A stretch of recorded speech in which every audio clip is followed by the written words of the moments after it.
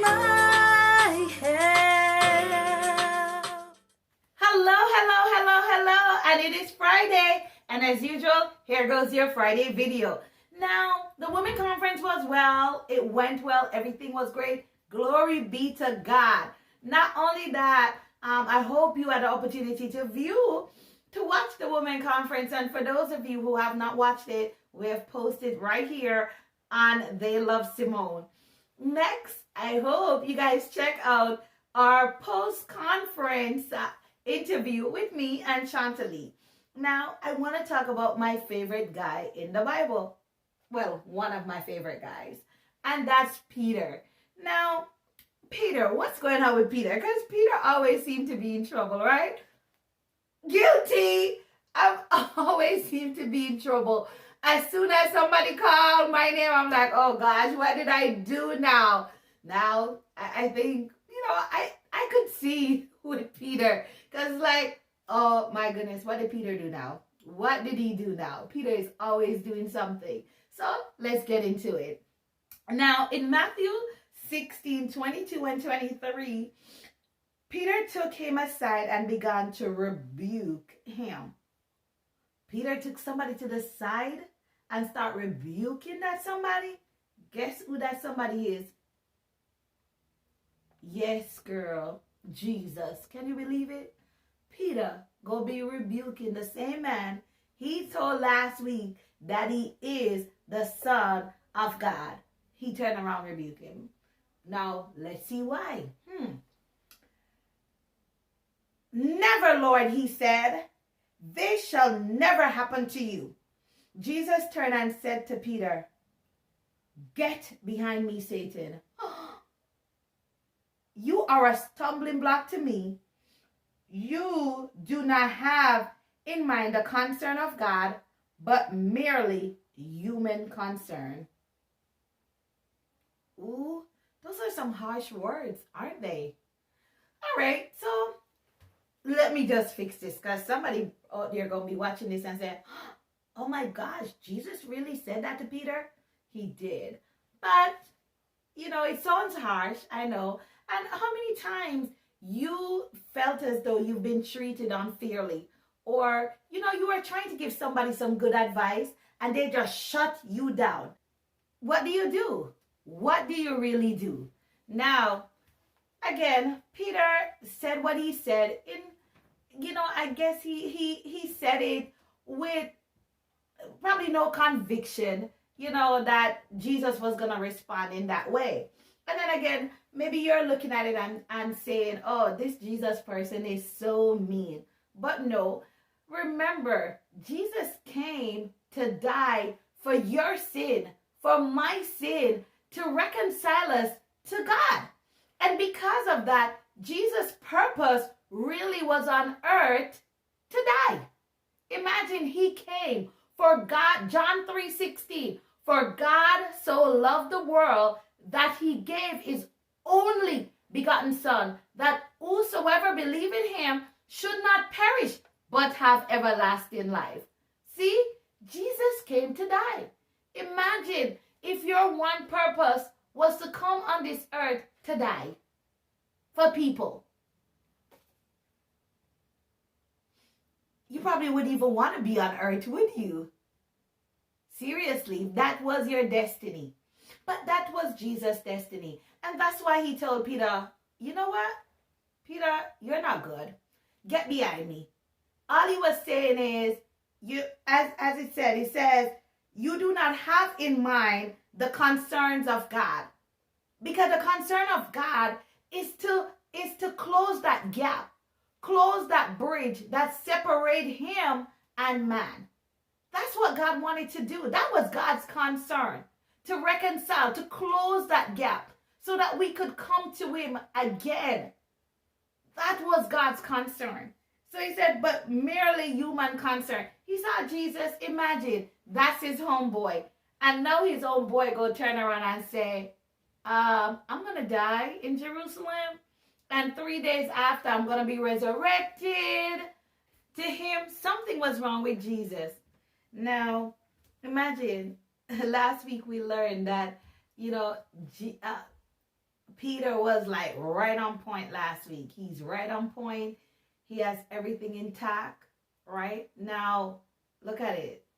His homeboy is gonna die. Now he's telling him no. But he's like, Peter, this is my destiny. This is what I came for. In order for the Gentiles, the people to be saved, guess what? This is what I came here for. I came to die. And again, it may have sounded like, it was harsh. But think about this. Peter learned a very important lesson that day. And if you said, what's the lesson? Keep other people business? No. Peter learned a valuable lesson. One of self-denial and taking up his cross daily and follow Jesus. Are you willing to take up your cross and follow Jesus? Now, it is not just word of mouth. It's actually a commitment. Take up your cross daily. Now, I've heard this story before. I don't remember who told me or where I was. But there was a story of a man who brought a cross to Jesus. And he said, God, this cross is so heavy. Can I just get a different one? I want to follow, but can I just get a different cross?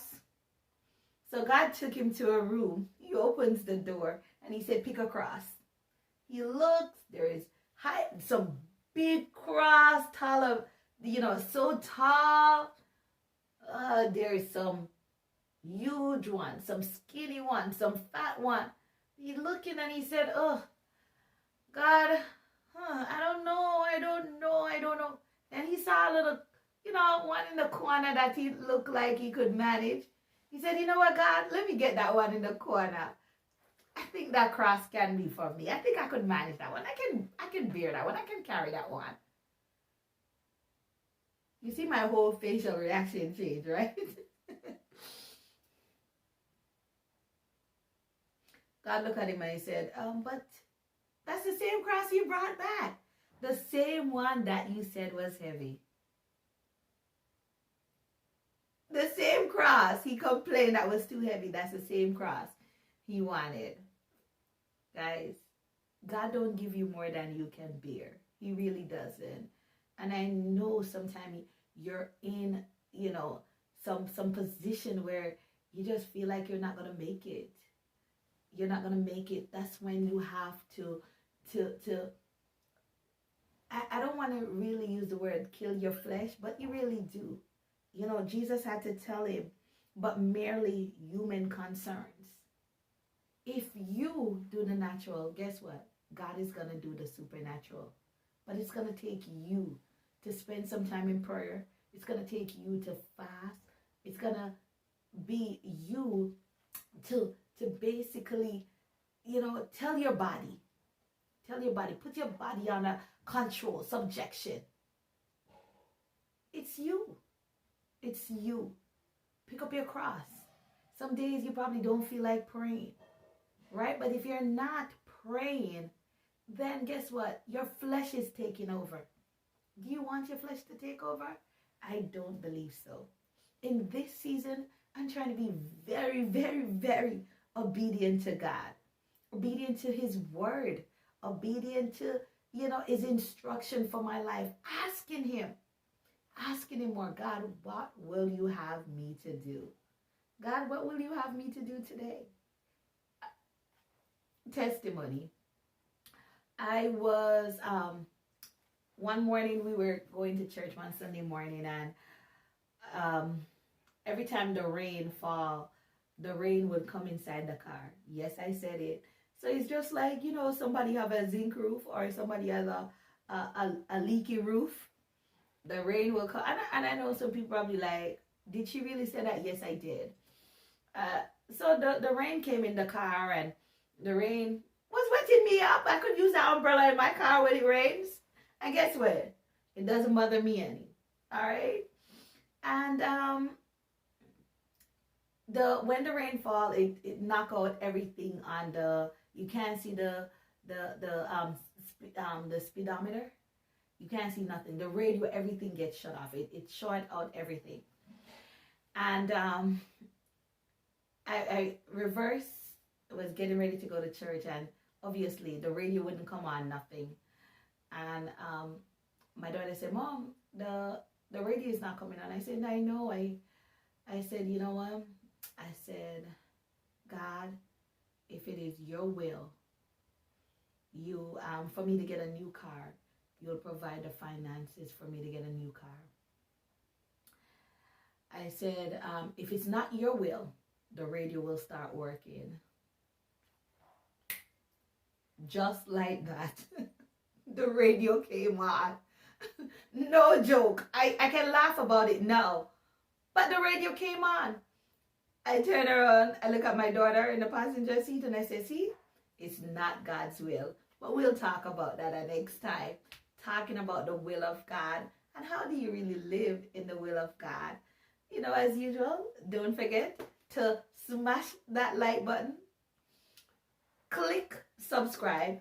Ring the notification bell. And most important, share. The best is yet to come. See you guys